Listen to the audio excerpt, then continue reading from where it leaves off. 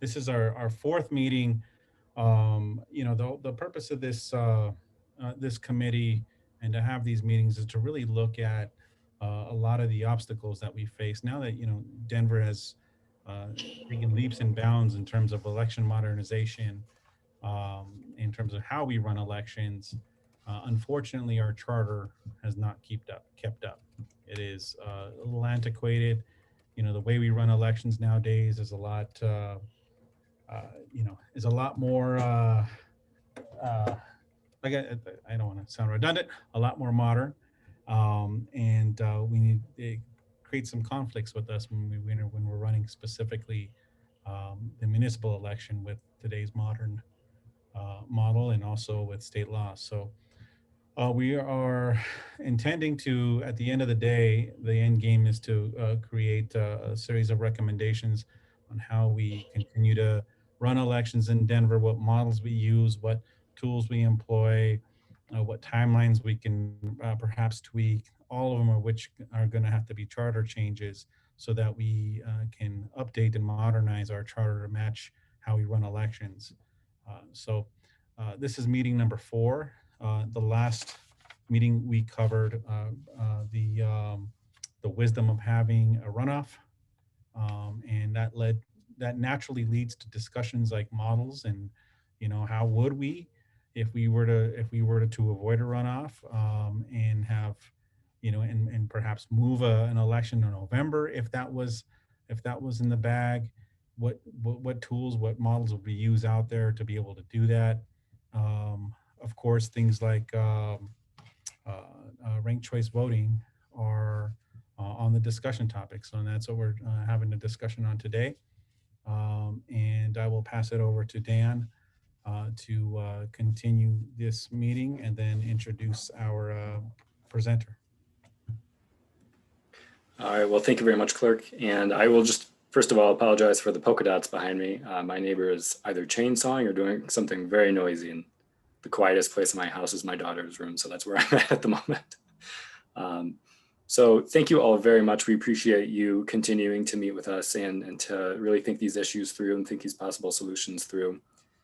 Today, mercifully, you are not going to hear me talk very much. I'm just going to introduce our speakers and presenters, and then I will hand it over to them. So our first presentation is going to be from Linda Templin, who is with Ranked Choice Voting for Colorado. And then our second presenter is going to be Grace Wachlarowicz from the city of Minneapolis. Minneapolis employs ranked choice voting for their municipal elections. And so we thought it'd be really great to hear the administrator's perspective as to what this model would look like if you wanted to move forward with it.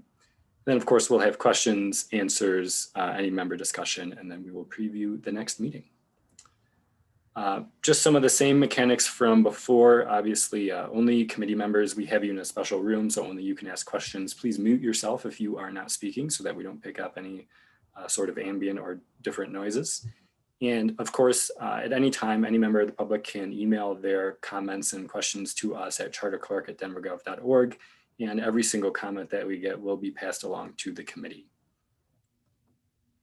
This committee is here, as we know, to identify possible solutions to the problem that we're having. And the second bullet here, as you see, is whether to pursue ranked choice voting. And so that's the topic of today's meeting.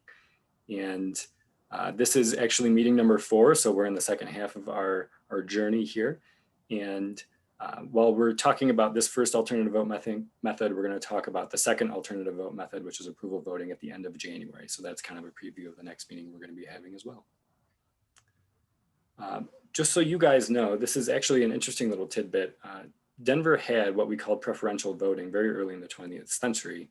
And so I had asked our city clerk team to go through some of our city records to identify our history with this. And they were actually able to see an article that the Denver Library came up with. That's a very good resource, and the link is down here at the bottom of the slide if you would like to take a look at it. But we did have a brief history with what we call preferential voting. Actually, in 1909, Grand Junction adopted it first. And I believe based on the Denver Library article, they were inspired by a model of voting they saw in New Zealand. And then in Denver here in 1912, Denver Councilman John McGarren penned an editorial advocating for preferential voting. And then there was a special election in 1913 where Denver voters actually approved it. And the May 1913 election was the first election that they employed that voting method. But it was only used for about 22 years. So Denver voters ended up moving away from this and in September of 1935. So we had about a 22-year history with this method of voting. So we thought you would enjoy that little tidbit of Denver's history before we kick off this discussion with our speakers. With that being said, I'm going to introduce our first speaker. Our first speaker is Linda Templin, like I said, from Ranked Choice Voting for Colorado. She's been with that organization since 2016, and she's been executive director since 2017. And she has a lot of experience with advocacy and legislation regarding this topic. So without further ado, I would like to turn over the controls to Miss Linda Templin.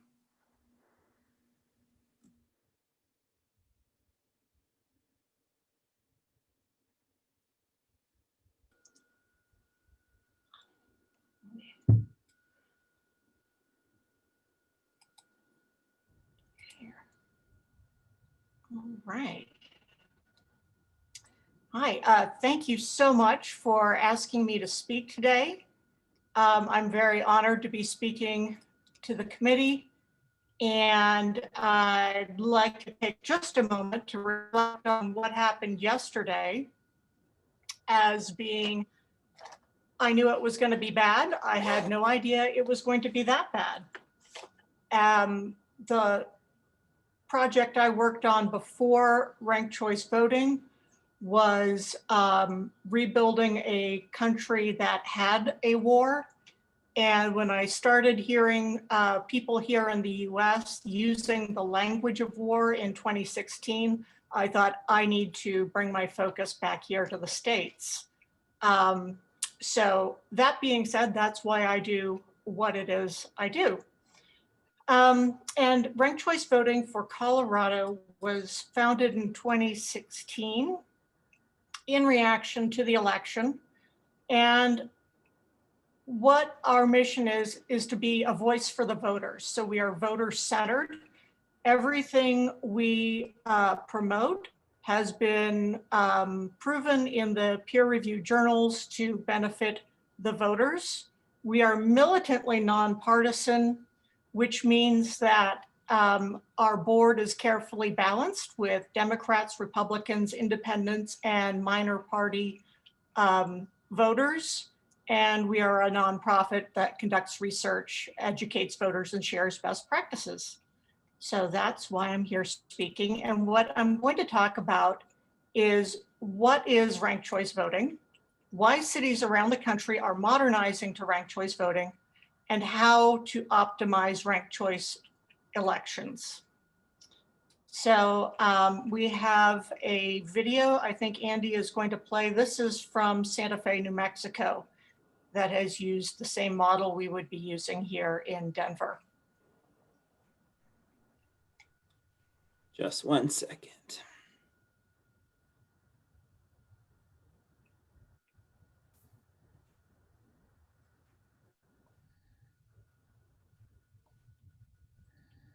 And I'm going to keep talking while you get the video happening. There's a fantastic website at votedifferentsantafe.com that does voter education.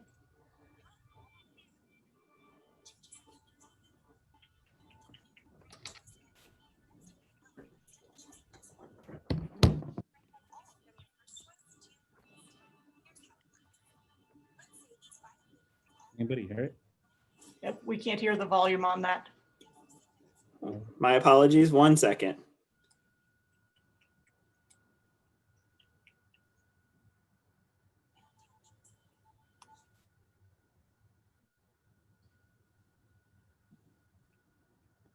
I want my money back. Remember saying that in theaters? You remember theaters in the old days? We All call right. it before times now, Paul. The before times. Before times. The upside down. Hi, I'm Olivia Howell. Changes are coming to the way we vote. With the new ranked choice voting, the next time you vote, instead of choosing just one candidate, you can rank them all from your first choice to your last. Here's how it works. Let's say these 5 candidates all run for mayor of Animal Town. This voter ranks Lucinda as her top choice for mayor. She also ranks her second choice, Diego, third choice, Betty, fourth choice, Roberto, and fifth choice, Felix. If Lucinda wins more than 50% of all the first-ranked votes, then she's the new mayor. However, if no candidate gets more than 50%, then the least popular candidate is eliminated. Sorry, Felix. The remaining second-ranked votes from Felix's voters are redistributed. So if a number of Felix's voters rank Betty and Diego, then those two candidates receive additional votes. The new totals are counted and the process repeats until one candidate earns more than 50% of the total votes. Congrats, Diego, you're the new mayor. Back in the real world, before it's time to vote, visit votedifferentsantafe.com for more information. Thank you, Santa Fe, for voting and making this election your election.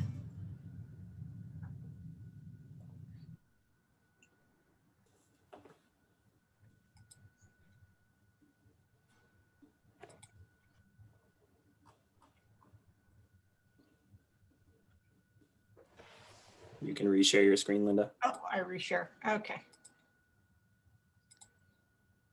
Felix looks so sad.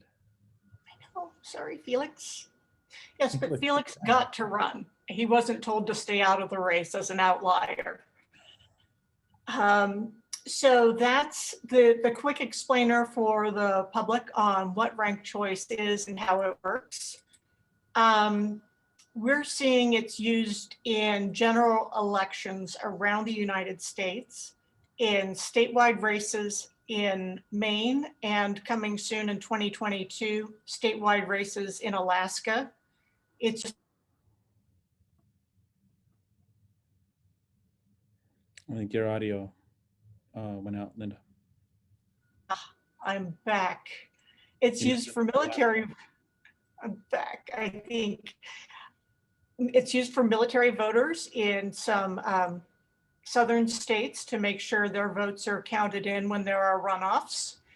And it's used in a variety of local races, including some small municipalities here in Colorado where they've been doing hand counts. Ranked choice is also nonpartisan. So it's used in partisan primaries and caucuses by both Democrats and Republicans, and they have both seen good results with satisfaction among their voters.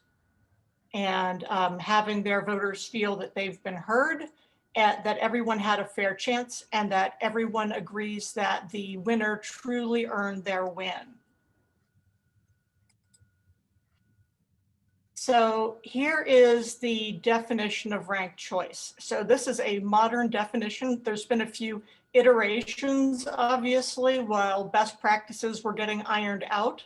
The Buckland method turns out is not best choices, as unfortunately Denver found out back in the 30s. That one can get gamed. So what the political scientists are telling us is that the model to use when we're talking about RCV, and that's the voter-friendly language, and that's also the same language used in peer-reviewed journals, and if you Google it, this is what you'll find. It's that it is instant runoff voting is what it's called when used in single winner elections. It's called single transferable vote when used in multiple winner elections for proportional representation. I've done presentations around the state for the last 4 years. I have not heard anyone from Colorado advocate for block preferential, which I believe someone paid a lobbyist to come and try to pitch to Denver. Yes, and it was rightly called out as nonsense. Thank you very much. Yeah, that is not best practices for representing the voters. It is proportional representation using single transferable vote. So we would suggest that the legal language identifies it as either a description of the tally method or to just call it IRV and STV in a block within the legal language. So that's what we would say there. There is a quick note in the slides about Arrow's impossibility theorem, which states that there is no perfect voting method. So this will come as not a surprise to people in the public administration realm, that perfect does not exist, but there are best practices. And the political scientists have identified that for representative democracy, the best polling method to use is the IRV/STV model. So I'll scooch it to the next slide. Ranked choice is practical for Denver. As you already know, it would save money for Denver. So well over 800,000 on a runoff where many cities have it where their turnout is lower in the runoffs.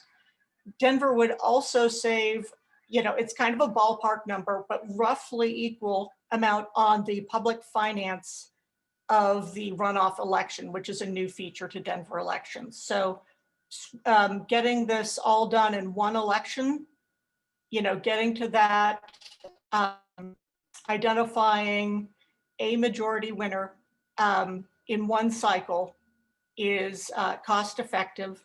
It improves the timeline, so we don't have the problems with not knowing what the budget's going to be, how to plan the workflow. And as Jocelyn Beccaro noted, there's problems with implementing quality controls if you have to wait to the last minute to know if you're having a runoff. And this is going to better serve the uniform and overseas citizens absentee voters. So that is huge because sometimes they don't get their ballots in time, and we absolutely need to make sure all of the voters get their ballots in time. So there is those practical concerns. There's also issues that have come up in other cities.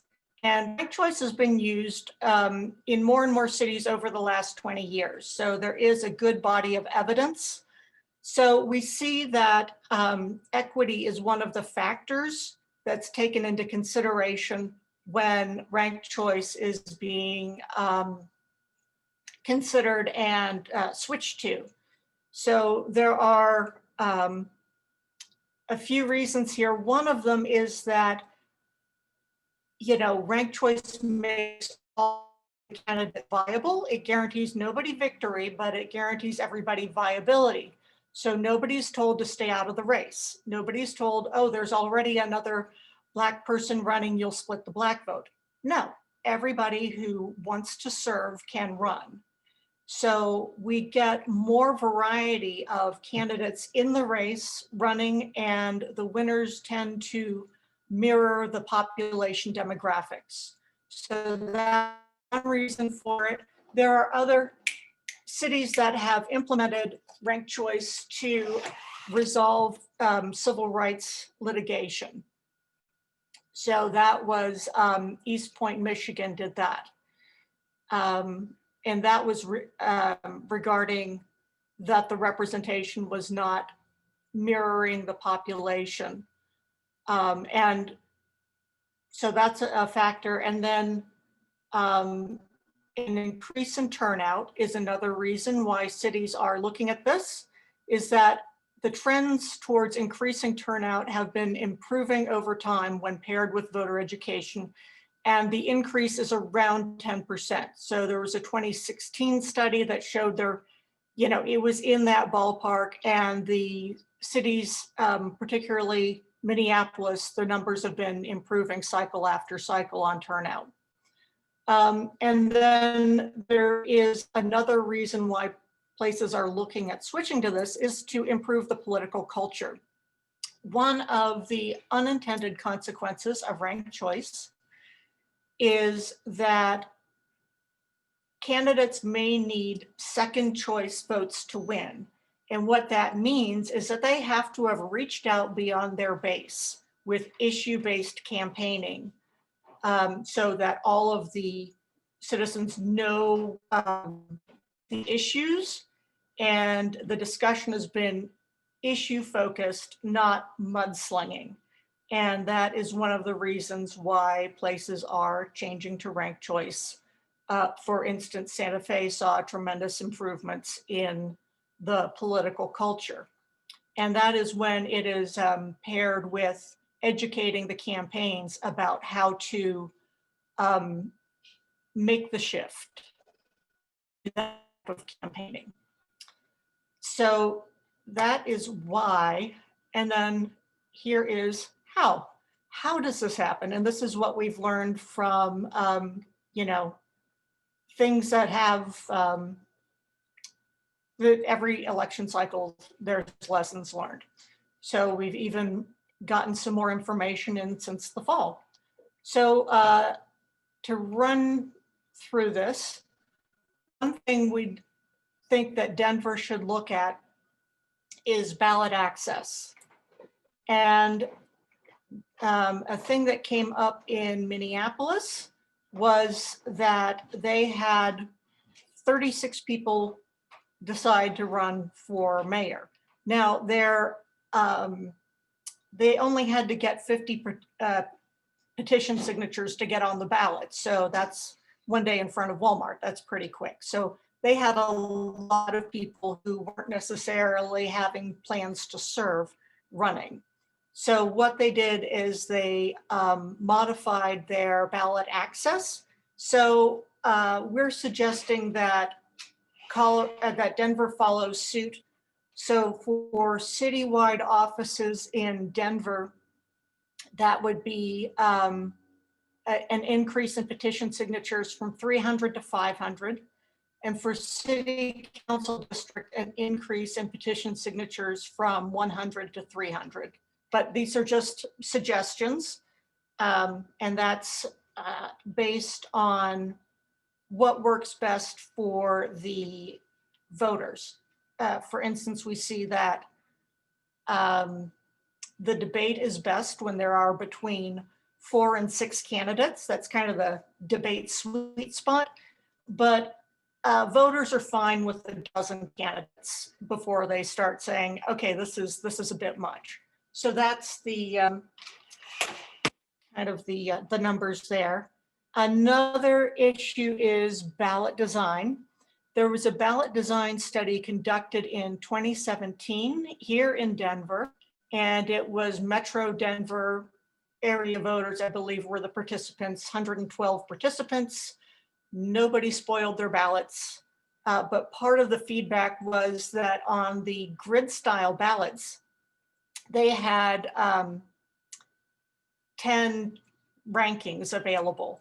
And the participants thought that was a bit much, that it was a bit onerous. It was their least favorite ballot design. And most of the vendors have a grid style ballot. And Denver's vendor has a grid style ballot. So then the question comes to how many rankings should there be? So the voter-centered optimal design is between 4 and 6 rankings. That's what voters are liking. When you have a multi-winner race, you may need 2 more choices, or to have for each seat that is being filled, to have 2 choices. So that's the sort of thing that should be left up to the clerk's discretion. And that's the sort of thing that can be determined by a second study to determine the right number of rankings to offer the voters. And particular attention should be paid to demographics to ensure equity among race, education, and age groups. The numbers we're seeing are showing that there is, when you switch to ranked ballots, we haven't seen a problem with education or age groups. So some people are concerned about senior citizens. Will they be able to use this new ballot style? And the answer is yes, asterisk, but they call, that's my computer. Yes, but they call the office more often to say, why is my ballot Okay, so that's just a thing to plan for. There's going to be a little extra time with senior citizens. There needs to be some extra outreach there. Among racial demographics, we see that when voters are asked if the ballot was easy, we see that for plurality races among white voters, they say it's about 80% of the voters say plurality ballots are easy. Among African Americans, about 70% say it's easy. So that number dips under plurality for African Americans. Under ranked choice ballots, we see that white voters remain steady at 80%, and African American voters come to around 80%. So that improves, the equity improves with this. But we want to make sure that the ballots that we're looking at designing for Denver would maintain that trend towards parity. The next thing coming up is preparation. So our policy committee has been meeting with elections administrators in the Secretary of State's office. And there is that Boulder just passed ranked choice voting in November. So another thing new since November is that Boulder will be using ranked choice in 2023. So the Secretary of State's office has prioritized preparing ranked choice for larger cities, which is to say county coordinated races, not a clerk in a small town doing a hand count.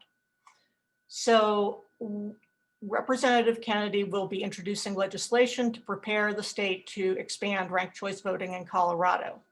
So the module included in the 2019 update to Denver software has already been certified and worked well in other states, but it still needs to be certified in Colorado. So this legislation is asking that they do that. Audits and the planning. The audits, the RLAs for Colorado to use in county coordinated races need to be set up to run. And then there's also some planning complexity. So we want to make sure there is dovetailing between the counties and the state requirements. So the suggestion is in this legislation, it gives direction to the Secretary of State's office to prepare the RLAs. The RLAs have actually been performed in and in the Democratic primaries by Jennifer Morell of Arapahoe County. So there is local talent that has experience doing this. So we're hoping that can be repeated here. We're also hoping that the best practices that have been collected by RCV Resource Center, what's worked well in other towns, what are the lessons learned, that they aggregate that and provide to the counties modifications to planning documents, thumbnailing budgets with best practices.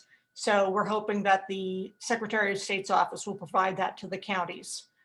Let's see, they'll also, we're hearing they will need to make changes to the tabulation timeline, audit schedule. A thing is that they have negotiated with the vendor, which was, the number I heard in December was 70 grand for statewide to use ranked choice. So they should continue negotiating this in the future. So that's the preparation. And then as another part of the preparation is the materials. And one of the things we're seeing in voter education is that it's best practices to have consistency so that the messaging that people are getting early on matches up what their experience is when the election is actually run. So that means that the Secretary of State's office will be developing materials for use by the counties or working in consultation with the counties to develop these materials.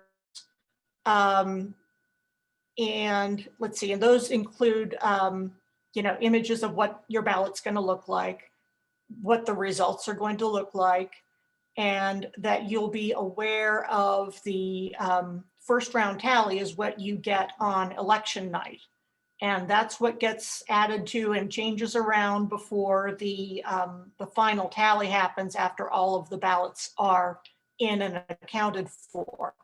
So that sort of thing would be rolled into, for instance, the video to make sure that people know what to expect. And that's going to make voters more comfortable with the experience. So that's that. And then building success, candidate education is, this is important because the campaigns do a good deal of voter education themselves. So they need clear direction about strategy and messaging and how to differentiate without disparaging.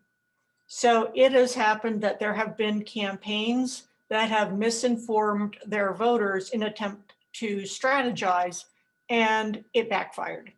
And so it's like, well, here's a lesson learned. So that's part of the candidate education is don't do that. We have a whole category of things to not do. Misinform the voters by saying, rank me number 1 and number 2 and number 3 and number 4. Like, no, don't do that, because if you are eliminated, your voters' ballots aren't counted. So you're, harming your own voter base by doing that. So, and that is a thing that happened in Oakland, California. So that is part of the, as an exemplar, that is part of the candidate education that's needed. So that would be providing Secretary of State generated materials on, what the voter education is going to be. That would get integrated into the candidate materials. So they have sample ballots. There was a candidate in Maine, actually all over they do this. They show you a sample ballot and she says, pick me number 1, but number 2, pick that candidate, and number 3, pick that candidate. Like they tell you what the rankings are, and that helps get you the voter in the mindset of what are my rankings? Who do I like the best? So that is really a useful way to get that information out there to the voters, is that these candidates are repeating those messages. And then also a thing that was learned in November, candidate forum. That's a thing. In Maine, in the Susan Collins race, the major parties pretended that the minor party and independent candidates weren't in the race and proceeded to have a negative election. It's like, please don't. So we want to make sure that the community debates include all the candidates. And what's worked really well in these events is to have note-taking materials for people. So you can start, you, the voter, can start thinking about who you love, who you like, who you can live with, to start categorizing them in that way. And then from there, kind of working out who your top 3 are. So to help the voters walk through that process as they're hearing the debates and they're kind of moving people around on their lists. So that's a thing that we've seen work really well. Linda? Yeah. Oh, sorry, I just want to do a quick time check because I know we have some questions that are coming through and we need to get through Grace's presentation as well. So Fantastic. Let me wrap it up then, because I am right near the end. And this is the big important part, is voter education. So we know that there are neighborhoods that are not canvassed. These are politically underserved neighborhoods because they don't make the donations. So that's where the candidates do not go. So what was best practices in Santa Fe was that they had a robust voter education program where they had canvassers going out into the community and knocking the doors. So these are people who lived in the neighborhood, who looked like and sounded like the people in that neighborhood. And they were part of nonprofits that were serving that neighborhood anyway. So that was a fantastic voter education program. And here's the difference.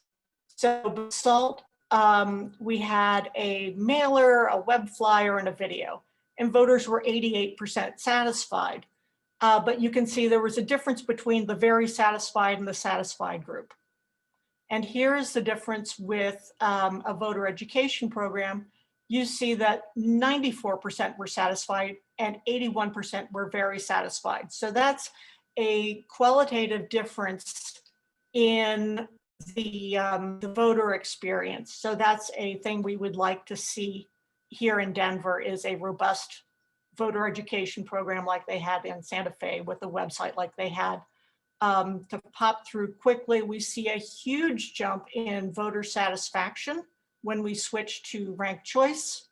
And in, for instance, in Basalt, we asked them if they thought their ballots were easy. And again, this was with the minimal voter education. And 90% of people said that was easy. So that was a jump up from 80%. And that's it. And I'll be around for questions. Thank you. All right, thank you very much, Linda. I am going to quickly share my screen so that I can introduce our next presenter. Our next presenter is Grace Wachlarowicz. She is from the city of Minneapolis, and she is the Assistant City Clerk and Director of Elections and Voter Services there. She's also a SARA graduate, so that's an election administration certificate program held through the Election Center and through Auburn University. And so she has many years experience with elections, and we invited her to come present to you all so that she can give the administrator's perspective of what it actually looks like to administer an RCV election. So without further ado, I will turn it over to Grace. Thank you. I am just going to get my screen ready to go. Can everyone hear me okay? Yep, okay, good, thank you. All right, I will be sharing my screen.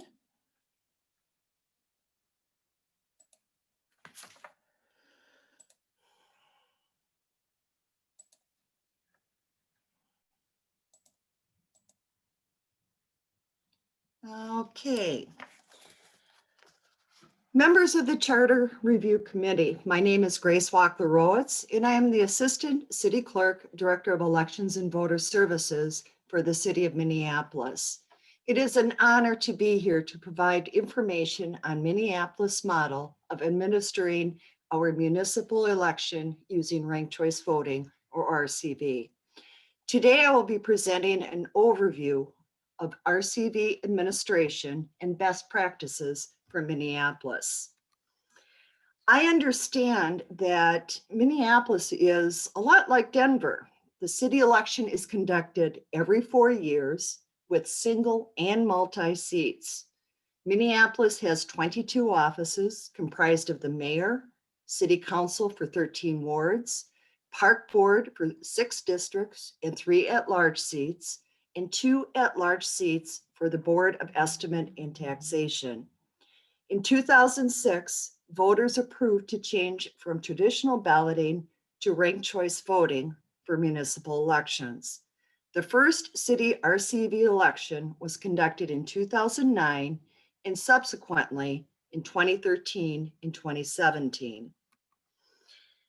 This is a high-level snapshot of the 3 RCV elections in Minneapolis to provide a perspective of how elections are administered in Minnesota. Voters had the option to vote absentee, either in person or by mail, and on election day. Minnesota also has same-day registration, which helps in a highly mobile city, in fact, over 50% for us, enabling voters to register or technically re-register by updating their address when they cast that ballot. Transitioning to ranked choice voting did not significantly impact turnout. What is on the ballot, such as ballot questions, how active the races are, and whether there is an incumbent continue to reflect voter trends. In 2009, for example, there was little or no competition with incumbents running for all offices. First and foremost, ranked choice voting is just a different method of voting. Understanding how RCV tabulation works may at first be quite intimidating. The city clerk was hired in 2010 and I came aboard in 2012. Both of us were new to ranked choice voting, and with only a few staff who worked the first RCV election in 2009. We had to learn the process and modify the process to meet the technological and policy changes and implement process improvements from lessons learned in 2009. I can assure you it can be done. In fact, as a sidebar, Linda Templin referred to East Point, Michigan. They did it in less than 6 months, and I was contracted to assist them in training, and they were very successful. It can be done. Basic election administration still applies to ranked choice voting. The key is to identify where election law is silent or too prescriptive that may limit or require a modified application of RCV methodology. In Minnesota, election law is silent on RCV, yet very prescriptive on ballot design, and voting equipment must meet the certification standards established by the U.S. Election Assistance Commission, or the EAC. This meant that the ballot design looked like a traditional ballot and limiting the number of rankings with the number of offices on the ballot. More importantly, no automated software meant manual tabulation.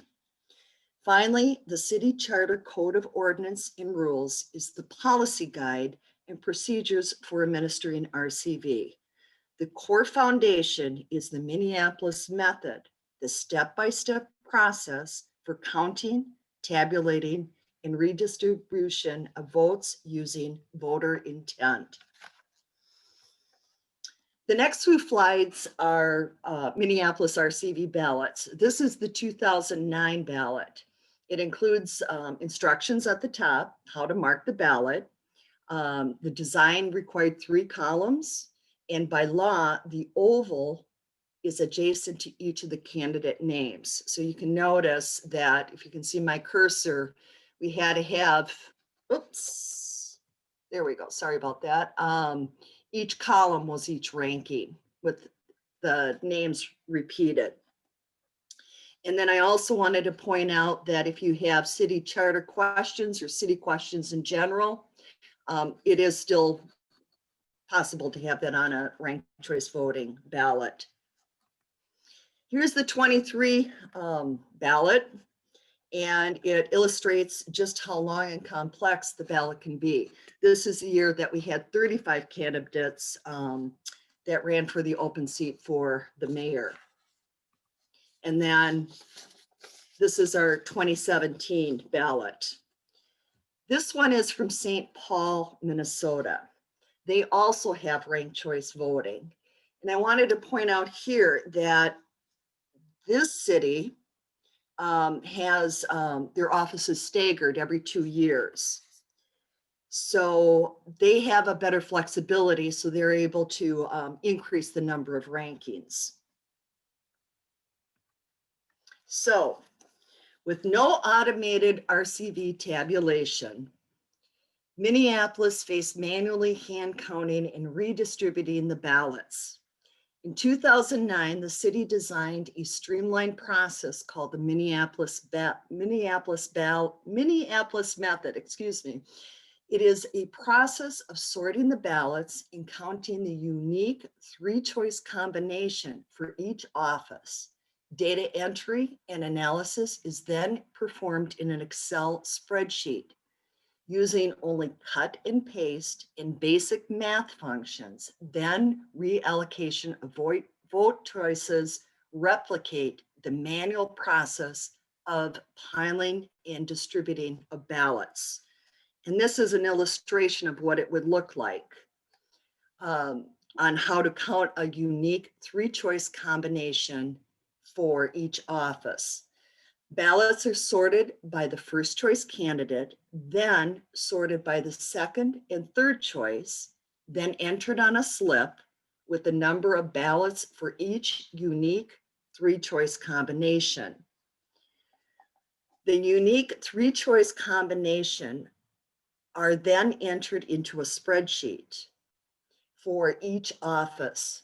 Ballots are sorted by the first choice candidate, then sorted again by the second and third choice. Oh, excuse me. My apology. Each of these lines, each row of the ballot for office rank designed to mimic the physical counting, piling, and redistribution of the ballot, paper ballots. A series of worksheets or tabs is used for specific functions and tasks. I must have a ghost because my screen is advancing before I'm ready. So sorry for the disruption. So going on. The voting tabulator is unable to provide notification of all ballot errors specific to ranked choice voting. This includes overvoting, duplicate or repeat ranking, and skipped ranking. How the next highest ranking choice in a race is counted is a policy decision. It is known as normalizing the ballot and often referred to as voter errors. Minneapolis defines it as voter intent. By applying the Minnesota law on hand counting, a ballot should not be rejected for a technical error that does not make it impossible to determine the voter's intent. So this is our voter intent chart rankings. We established this chart that sets the policy parameters to maximize the voter's opportunity to affect the outcome of the election. The chart identifies various ranking scenarios with the policy for redistribution. So for example, I'll walk through it if you can follow my cursor. So for overvotes in scenario 1, the first choice, the voter actually selected 2 candidates, candidate A and B, then C for second, and third was candidate D. In traditional voting, an overvote would eliminate this ballot completely. We give the voter the benefit of the doubt and we look to the next following rankings. So this arrangement would then become first choice would be C, second would be D, and then third blank. For repeat candidates, for scenarios 1 and 2 is when a voter votes for the same candidate or ranks the candidate in 2 different rankings. Here, the candidate A was selected for both first and second, then B for the third.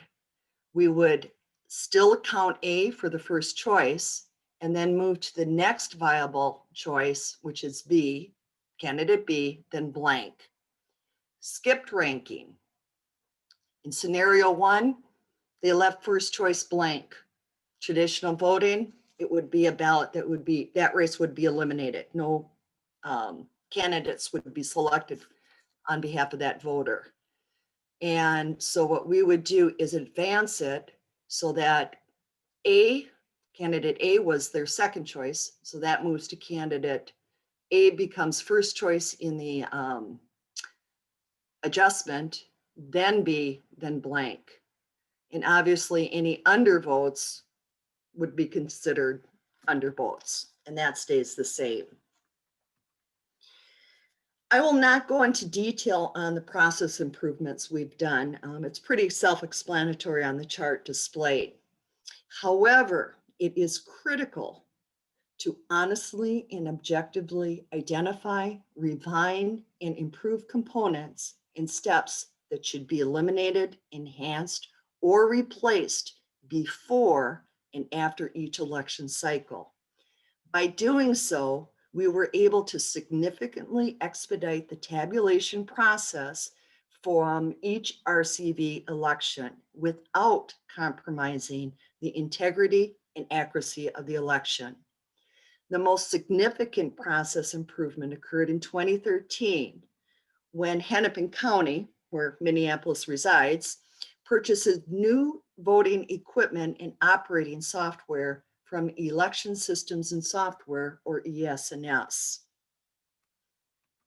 This new software can generate an Excel report or data file of the unique 3-choice combination for each office. The cast vote record report eliminated the manual data collection of hand counting the ballots, these 3 right here. And as you can see, it is the most intense, labor-intensive steps that were eliminated. The cast vote record, along with other process improvements, significantly reduced the processing and results reporting time from 15 days in 2009 to less than 24 hours in 2017. Although I cannot discuss campaign strategies or techniques, I can say that the dynamics of campaigning changed with RCV. It is less negative, more positive and focused. Rankings play a part. It also diversified the city council makeup. In 2009, the council was comprised of white, older men and women. In 2013, it became more diverse in race and ethnicity. First-time council members of East African, Latino, and Asian descent, with the youngest member to date at 28 years old. 2017 brought more diversity, including 2 transgenders, 2 of the Muslim and Jewish faith, and now the new youngest at 22. Relative to voter outreach and education, the city focused on consistent messaging using materials, videos, and informational forums.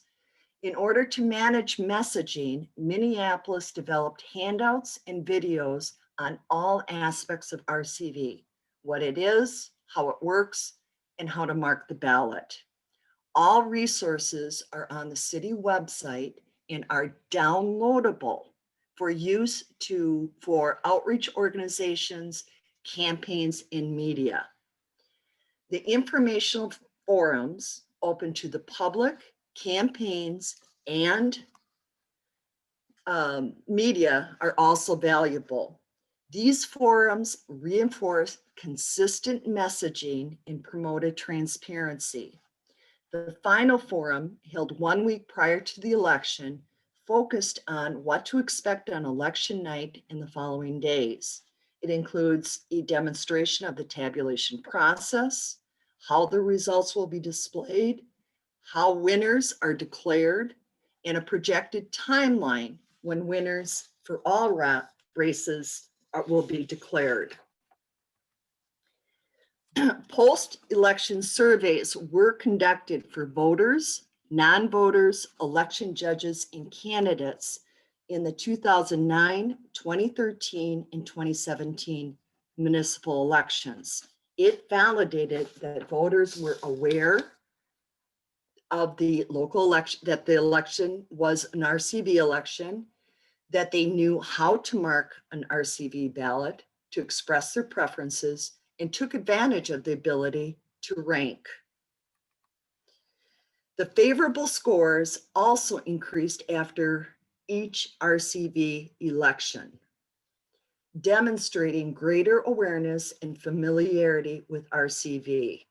Results have shown over 3 cycles in Minneapolis that the voters have become more comfortable with the ballot, have a better understanding of how to mark the ballot effectively, and that the more voters use RCV, the more they like it. For more information on RCV in Minneapolis, please visit our website, vote.minneapolismn.gov. It has historical files on the development of RCV, voter turnout data and maps, and reports or analysis of each election event with lessons learned and process improvements. I am happy to answer any questions you may have now. If you have follow-up questions, please do not hesitate in contacting me. My contact information is there on the screen. Thank you. So with that, I will turn it over. Thank you very much, Grace. Yes, I'm just having trouble Oh yeah, no problem. of finding where I think stop share might be at the top. yeah, resume, new share, stop share. There we go. Sorry about that. So All right. thank you. Little, Well, I know a lot, but when it comes to technology, it's a little challenging. no problem. Well, thank you both very, very much for your presentations. We greatly appreciate it. We wanted to leave a pretty solid 30 minutes at the end of this to have a question and answer period because we knew there would probably be a lot of questions around this. So with that being said, I'd like to turn this over and open it up to our committee members to ask questions. Hi, my hand is up in the, I don't know if you're going by hand in the Oh, sorry Zoom about now. that. Councilman Flynn, it looks like you got a question. Yeah, let's go. Thanks. I think my first observation is my first problem with ranked choice voting is that the Academy Awards use it, and it gave us Birdman in 2015 as Best Picture. So I think that right off the bat says a lot of problems. I also would like to hear more, and maybe not in this meeting, but correspondence maybe, because we might not have enough time, about the differences, because I think we're fudging a little bit with the ranked choice voting that Denver did have for about 20 some years, and what you're saying now. We had the Buckland variant of it, but frankly, it was ranked choice voting, and in my review of it, it was preferable to what you're offering here, because what you're offering here, in my view, disenfranchises people as you go up from the bottom and eliminate only the bottom and count only those second choices for those voters. So in our race in 2019, if it were ranked choice, the top finisher was Mayor Hancock, and the way this system would have worked was only the second choices of those voters who initially thought that Chairman Sekou would make the best possible mayor of Denver would have been counted, as opposed to anybody else. And so that is a major flaw. Of course, the major flaw in the ranked choice that we had from 1913 to 1935 is that it elected a machine boss once, the most corrupt mayor Denver ever had once, and a Klan leader 3 times. And then we got rid of it. So those are the barriers I'm looking to overcome: the disenfranchisement aspect, and what you see is the differences between how we did it in 1913 and 1935 versus what you're offering here. Frankly, for my money, we have a system right now that picks a true majority winner, and the only system that picks a true majority winner, and that's the runoff. If I may speak, thank you. I appreciate your concerns. My only suggestion is I provided some videos from Minnesota Public Radio that was, to my understanding, submitted to everyone on the committee. And it kind of shows it more in a visual on how the votes are reallocated. Right. So we don't necessarily reallocate who was the second highest vote getter. And that may assist you in understanding how the votes are redistributed. However, I'd be more than happy to discuss this offline with the committee members at a later time. Thank you. Okay. And yeah, and to reiterate, Grace's point is that no one's vote counts more than anyone else's. So everyone still has an equal size of voice. And, we see 90% of the time, whoever was in first place at the end of the first round is who ends up winning, because it's hard to make up that difference. Um, so, and actually, that's 90% of the time that it goes to a runoff. Over half the time, somebody wins in the first round. And I think it's happened once in over 300 races where it was the number 3 candidate who won. As to the 1930s and the Buckland voting, so the problem with Buckland voting is that it works like approval voting does in that you can game it.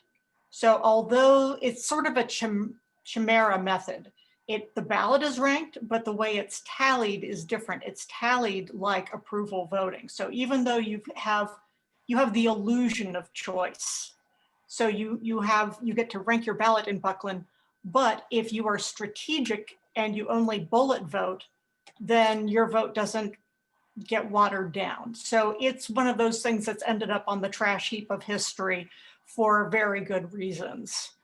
Okay, I'm not seeing the distinctions, but maybe you could do more in a memo, because I don't want to eat up a lot of the time. Oh, okay. Yeah, But maybe, we can maybe absolutely. a memo would help in that regard. So yeah, I am concerned about. I also found out, and I put this in the chat earlier, but way too complex, Grace. When you were explaining that, my head almost exploded as to how you count votes on election night. And I don't care about getting the results within 24 hours. I care about understanding them. In Council District 7 in 2015, when I ran it first, Council District 7 had 9 candidates.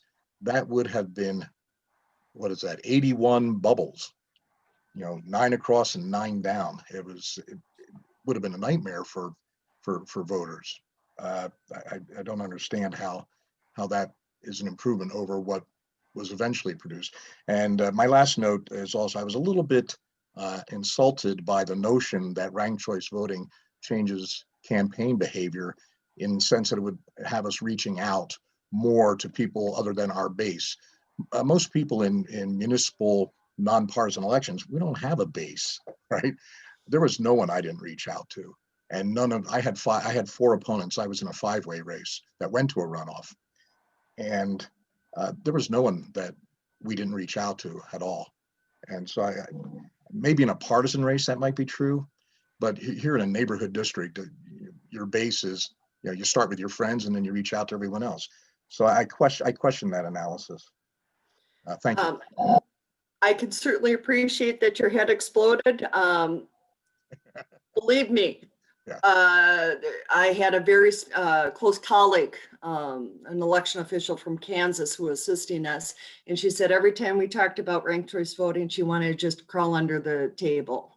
Right. I appreciate that. But once you understand it and go through it step by step in a methodical, slow way, it really isn't that difficult. Like I said, I not only had to learn it from scratch, I had to make process improvements on it. And 2013 went very well. Mhm. And that was the year that we had 35 mayoral candidates. And it's important to understand the process. Right now, there are available software, the ranked choice voting source as an open source software. So you wouldn't have to do it manually. But from an election administrator standpoint, it's critical that they understand the process so that they are able to do those post-election audits. We do a post-election audit after every municipal ranked choice voting. I actually even had to do a recount. We had a recount challenge in 2017. And I had to develop policies and procedures on a recount process that didn't exist in law. So from an election administrator standpoint, I have confidence they can do it and understand it. It's slow process to learn. Yeah, can I interject really quickly, then and we can move on to some other questions. Grace, I'm curious about length of ballot cards and the number of ballot cards you usually see in a municipal race. And I saw that you had 6 districts. Is that, was it 6 wards in the, There were 13 wards 13 wards? Okay. So for it's very city divided up. council. Okay. And then we What did that have look our, like in sorry. your municipal races, Grace? What did that? How does that look like? Or what was the change in terms of number of ballot cards that voters would have to fill out and length of ballot cards? I'm just a little curious because I know that for us, I mean, municipals are different from presidential elections, from general elections, from coordinated with state elections. So that tends to be a shorter ballot. However, with a number of candidates that somebody could potentially run, it may lengthen. I don't know if it may, if you saw that it has lengthened ballots, ballot cards, I'm sorry, or, you know, I don't know how many ballot cards folks, your folks had to deal with per voter. Can you kind of give us a little insight on that? First and foremost, in the state of Minnesota, we can only have one ballot card. So we're restricted to one card. So the slides of our ballots, that's the front and back. So it's all on one ballot card, and it's a 19-inch ballot. How do we get that? And the state is very prescriptive on the size of font. And I had to be very creative to get 35 candidates on that ballot. Were they small fonts? I mean, was it very small? I mean, I can only imagine trying to fit a lot of our stuff on a. I can't. I don't want to. I'd have to go back and reconfirm, but I think it was the smallest font available, and I think it was I think either a 10. Okay. But it was still readable. And if you saw the turnout in 2013 with 35 candidates,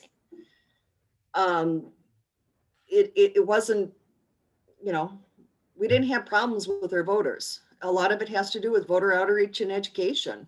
And in fact, one of the things that we do that I didn't want to waste time on is that we did send out a voter guide to every single household, which is significant. Well, actually for you, you know, with automatic ballots being mailed out, we wanted to make sure registered and non-registered voters received it. And in that first voter guide in 2013, we actually sent out a sample ballot unique to each address. And that helped. I appreciate that, Grace. Yeah. I appreciate that. And part of my concern is also on the administrative side and, you know, ballot prep, unfolding our ballots, putting them through our sorter, stuff like that. I think it's, our scanners, things like that. The longer the more cards that we have on our ballot, the more it increases workload and also lengthens the time, which lengthens the process, right? So I think there's some other questions that we want to address, and it looks like Jenna is next. Yeah, Clerk Lopez. This is really great because this is a really great segue into exactly what I was wanting to ask about, which is so additionally on the length question we have a requirement in the city of Denver around having multi-language ballots. And so every single ballot question that we have is both in English and in Spanish, which is a good thing, and we should not be changing around. So I am very nervous about the length of ballot, given that we also have that requirement. And I think in a city with such a high concentration of, populations and communities of color, that is something that we have to be very, very conscious of and make sure that we are not disempowering anyone. And frankly, on that note, the other thing that I'm kind of wondering about is so. And by the way, also Linda and Grace, thank you so much for being here too. I should have started out with that. I'm sorry. Thank you for being here and taking questions from us. We really appreciate it. But the other thing that I wanted to ask about was So I believe, Linda, you had mentioned around, the plurality voting and ranked choice and how we had how certain communities were responding to feeling confused or not. And I'm wondering if you have any of that data on the Latinx population, and not only the Latinx population, but specifically Spanish speakers, which oftentimes those two things get conflated into the same thing, and they are not. They are overlapping, but they are not the same thing. And so I would love a little bit more information on impact that ranked choice voting has had on communities of color across the country, specifically Latinx and specifically Spanish speaking. And then additionally, I'm wondering if you have any comparable data to the elected officials that we have seen. So I come from kind of an organizing background where I've worked with a lot of different kind of diverse candidates and getting a lot of people elected. And I think that we've seen nationally a trend over the last 10 years of much more diverse representation being elected across the country, regardless of the methodology of how voting actually happens. And so I loved what you were saying about seeing a more diverse city council and how we were seeing more diverse elected officials. But I'm wondering if you have any comparable data that shows that that is coming from ranked choice voting directly rather than a happy coincidence of a national trend that I think we've been seeing across all voting methodologies. So, and I will be totally happy to reframe those questions in the chat. I know that was a lot, especially the data requests, but that was just what I wanted to say. So thank you again for being here. Thank you, Jenna. Do we have any other questions? I think, Andy, I think you can see the, oh, I'm sorry, Council President Gilmore. Oh, thank you, Clerk Lopez.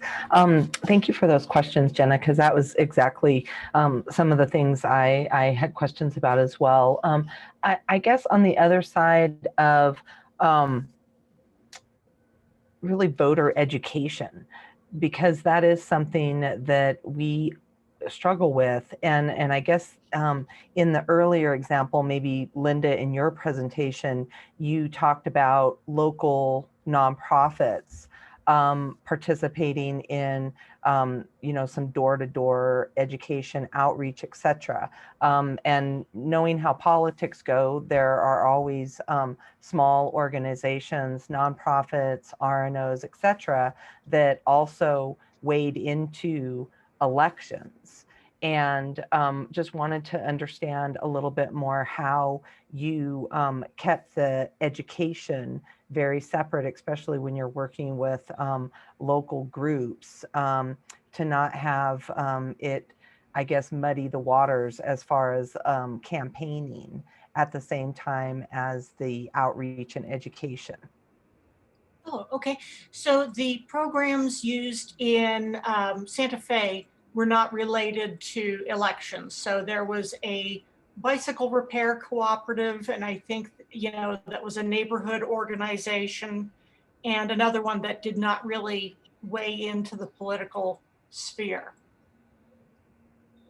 Okay, so was there something that I guess they had to commit to that they weren't going to wade into the political sphere, that it stayed very much around the education piece of it, or? Yeah. The education piece was prepared for them. So it was very straightforward. It was just an example of if someone from your house is going to the supermarket, and the example they used was ice cream, I would suggest for Colorado baked cookies, because sometimes it's cold.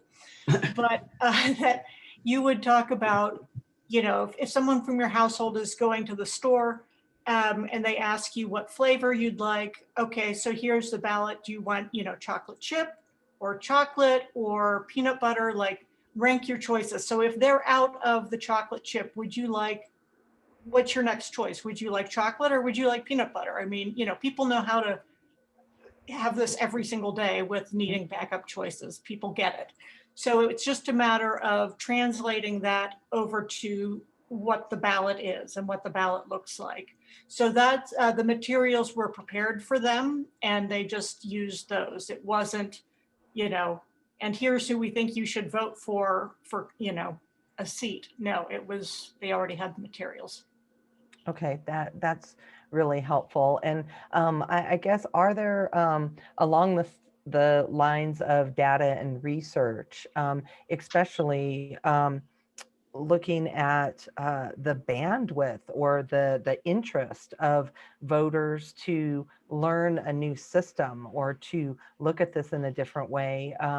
You know, in the district I represent, it's a working class neighborhood, and especially given where we're at socially and economically, everybody is stretched really, really thin. And so I did take the time to watch the videos and to look at all of them. But I mean, even for me to get up to speed on this conversation, I had to go and watch many videos and try to get up to speed on it. And I'm just, I haven't seen any outreach or PSA that just makes it so clear and easy for people to understand. And so it's not something that you can just show somebody once and they're like, oh yeah, I get that. There has to be numerous times that you're kind of, you know, reiterating those points and how it works. And I just want to make sure that when people are voting, they understand crystal clear what that means in that second, third, and fourth bubbles that they might be filling out. And then I just wanted to reiterate, we will need extensive voter education in multiple languages. I have an entire immigrant and refugee Ethiopian population in my neighborhood. And if they aren't able to watch that YouTube video in their own language or understand that, I don't want to further disengage voters where they're just like, wow, that is way complicated. I don't want to sit down and vote and feel like I'm doing something that I'm just not sure about. And so if there's research or background information on any studies or best practices, that would be much appreciated. And again, thank you for joining us today as well. Thank you.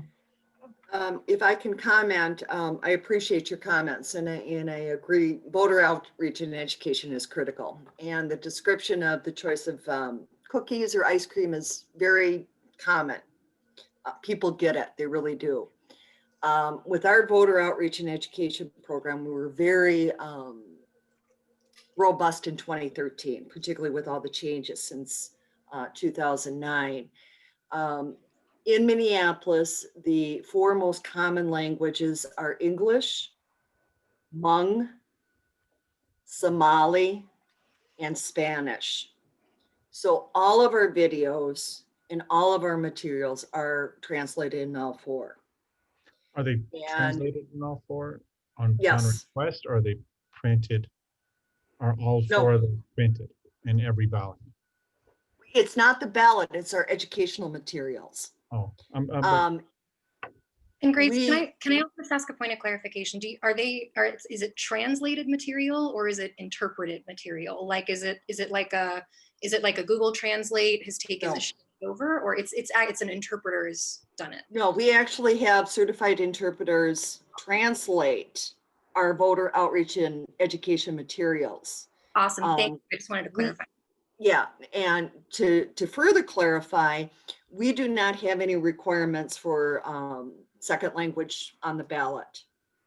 But out of voter service, knowing the diversity of our community, we provide the languages we do the translation for them.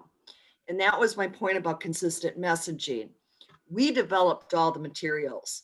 We developed them and had them translated so that all the nonprofit, nonpartisan outreach education that help us there, the media, and even campaign, they have a set message and how to explain it. So that really helped us to make sure that there were no confusion. Everyone was on the same page because they were using our materials. And when it was downloadable, they even had the opportunity to eliminate our logo and put theirs on it. We didn't care. Our focus was make sure that it was indeed the same information across the board. And to your translating question, I really appreciate it. For lessons learned that we had in 2013 when we did the videos in the various languages, we learned the hard way afterwards that it was translated literally. And so now we have that second step of having it translated so it's contextual, that you have to, because it didn't make sense. Yeah. And we learned that. So I can appreciate your concern on the translations. Yeah, thank you so much, Grace, for that. Because yeah, I think that's definitely one. Because my other question was around the cost saving estimates of this. I know, Linda, your presentation mentioned an estimated 800,000 in savings. And so when I'm trying to think about this and implementation wise, to me, it sounds kind of expensive to change this around and not actually a cost saver. So when I'm thinking of things like, I think a lot of municipalities would say that it saves money because say we're just going to use a translator. Except translation services and interpretation services are obviously very different to what Grace was just explaining about, 2013. So this also, I'm thinking of additional costs that also require the city of Denver to have to hire interpreters. And again, not using Google Translate, not doing, but actual interpretation of the ballot, of what a very long ballot could be. And so that's also going to be an additional cost, especially considering that Denver is such a diverse city. And exactly to Councilwoman Gilmore's point, we have so many different languages that are spoken here. And it's not just Spanish or Vietnamese, it's a lot of different languages. Yeah. We have a city contract with a company, and we also have a city department called Neighborhood Outreach Department that actually has staff that represents all our communities and has that relationship with them. So we have, it's a priority in Minneapolis. So I'm using existing resources. But yes, the first time you do it, it will be an additional cost. I'm not going to tell you it doesn't. This is Jocelyn, the director here in Denver. Thank you, Grace, and thank you, Linda, by the way, for your time today. We do really appreciate it. I just wanted to jump in on Jenna's point right now about translation costs and interpreting costs. We actually already have a contract with a certified translation vendor that we use to translate all of our ballot materials as required under Section 203 of the Voting Rights Act into Spanish. And then we also use the same vendor to translate into 5 additional minority languages to offer sample ballots in those materials. And we do the same thing with a lot of our other election and voter engagement materials as well. So that really wouldn't be an added cost if we were to move to ranked choice or some other form of balloting. Thanks. Mr. Gruskin, your hands up. Thank you very much, Clerk Lopez.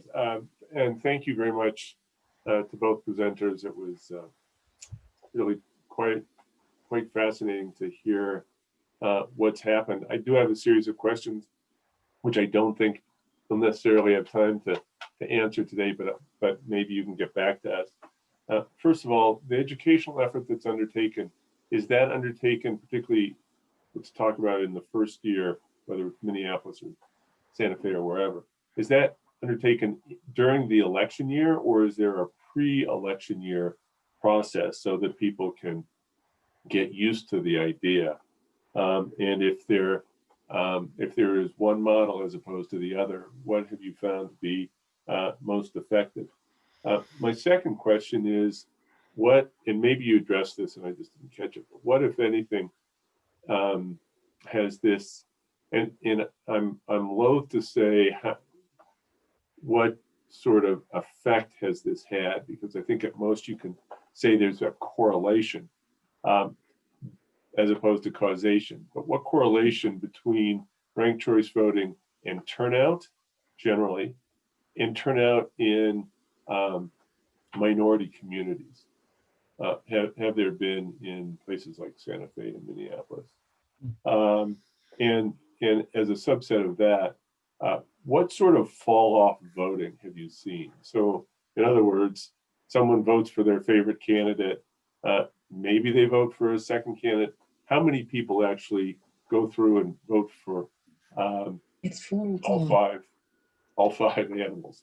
I'm just curious as to at what point because we certainly see in down ballot races and ballot issues voter fatigue, and I'm just curious if there's voter fatigue associated with ranked choice voting.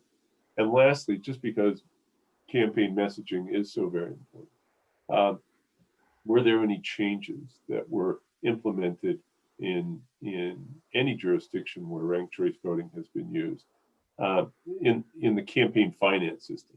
In other words, to enable candidates to communicate with prospective voters.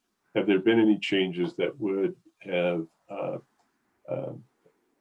either assisted or undermined the adaptation to ranked choice voting so that voters really do have a full appreciation of multiple candidates?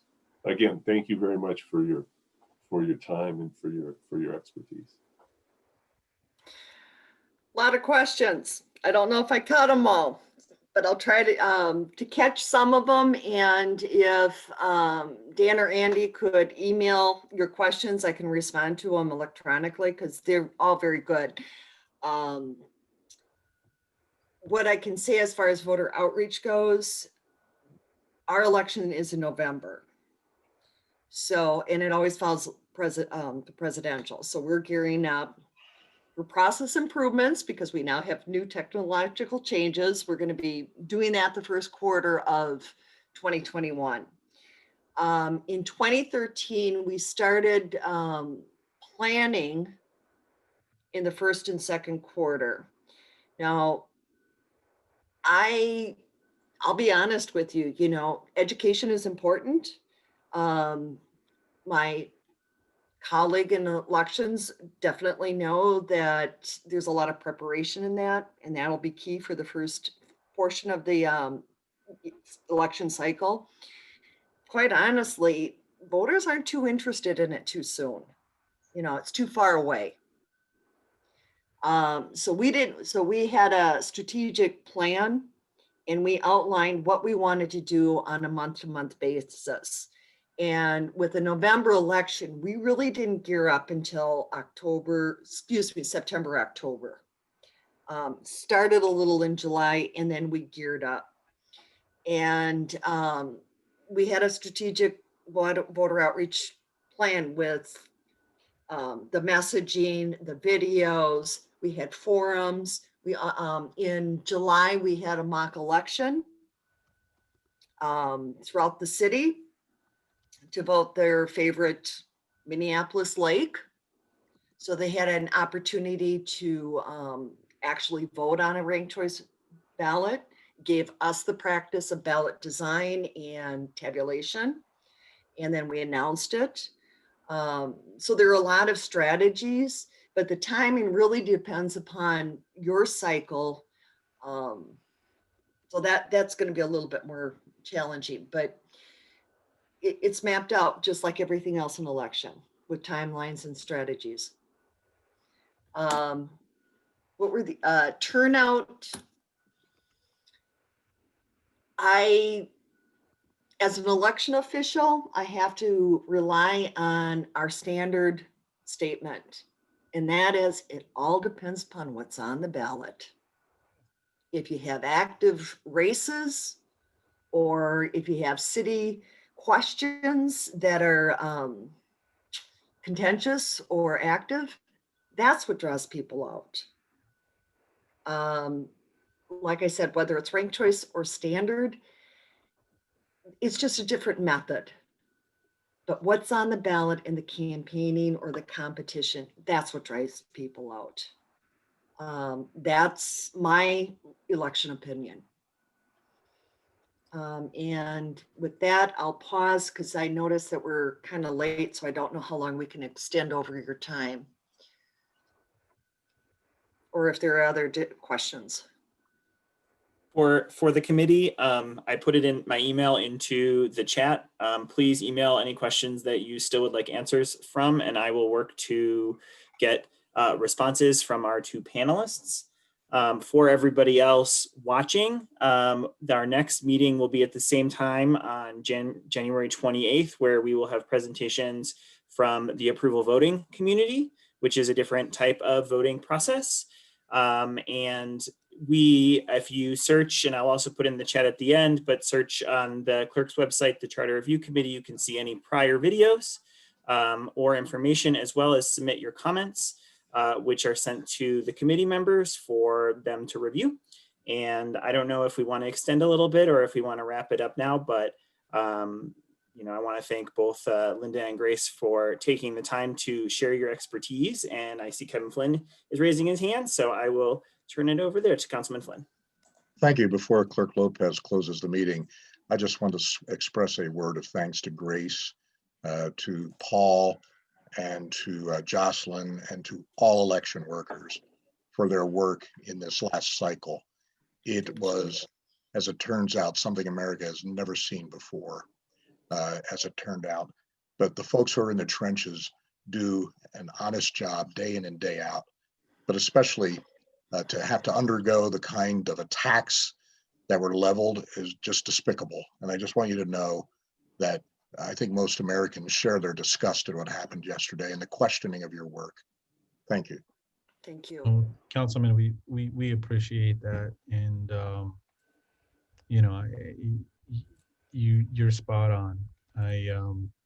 We can't thank our election judges and our election staff enough for their dedication, especially doing this during a pandemic. And then also, the pandemic of misinformation, the pandemic of racism that we've had to deal with. They still delivered. And, here in Denver, that's been the case and continues to be the case. I got an awesome staff on the election side. But the other thing, Councilman, is that's exactly the case with folks around the country, right? Folks are able to certify the electors, knowing that these elections were accurate, they were safe, they were secure, and they were transparent, right? And there's an audit trail. Yep, exactly. I'm a Pennsylvania native. I've been out here for 40 years, but I grew up in Pennsylvania, in the Lehigh Valley, and to see what's happened to my native state and how upside down and how crazy some representatives were on the floor of the House, which my wife and I stayed up to watch on C-SPAN. It was just disgusting. It truly was. I think they need, the one good thing out of it is I found out they have a lieutenant governor there who's pretty cool, John Fetterman. If nobody's following him on Twitter, you got to follow him. They need legal weed in Pennsylvania. That would solve it all. Thank you. Thank you, Councilman. I knew someone on City Council was going to bring up weed. I'm just messing. I gotta poke my colleagues, but my former council colleagues. Grace, thank you so much. Linda, thank you so much. Panel, thank you so much, and also all the attendees. Thank you for popping in. Some of the questions that we weren't able to get to, we will make sure that we respond if appropriate. I know that somebody asked I think it was Celeste, asked a question about potential state legislation that we understand Representative Kennedy may or may not introduce.